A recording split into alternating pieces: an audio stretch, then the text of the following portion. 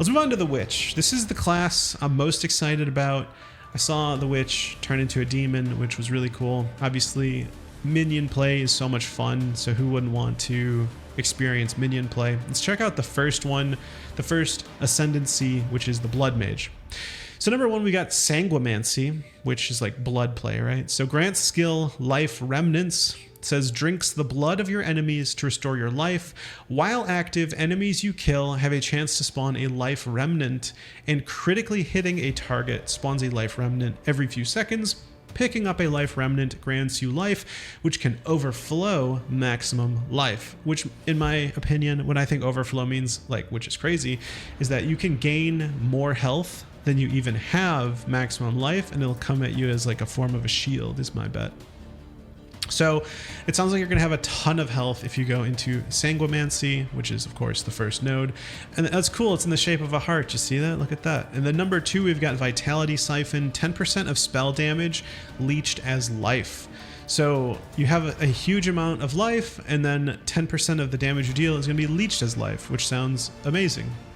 Number three is Open Sores. Your curses have infinite duration. That's really nice, because who wants to recast curses all the time, right? But at the same time, it's probably, like, monsters you fight probably won't survive long enough to ever have to cast a second curse. Of course, the exception being probably bosses. Number four is Blood Barbs. Gain 10% of damage as extra physical damage. Elemental damage also contributes to bleeding magnitude.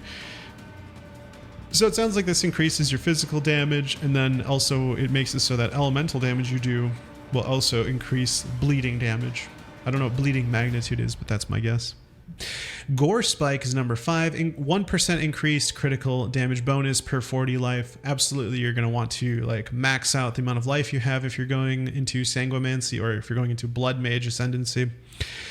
Number six is Sunder the Flesh. Base critical hit chance for spells is 15%. I don't know what it would be otherwise, but obviously this is higher than what it, you know, the non-Sunder the Flesh base critical hit chances, right? So that's very nice. You're going to be doing more crits by default.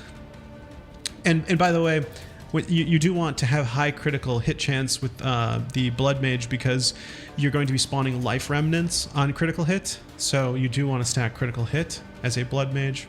Sunder the Flesh, we just talked about. Number seven is Grasping Wounds. 25% of life loss from hits is prevented. Then that much life is lost over 4 seconds instead. So it's going to be hard to burst down a Blood Mage. 25%, just is ignored, but then you take that over 4 seconds.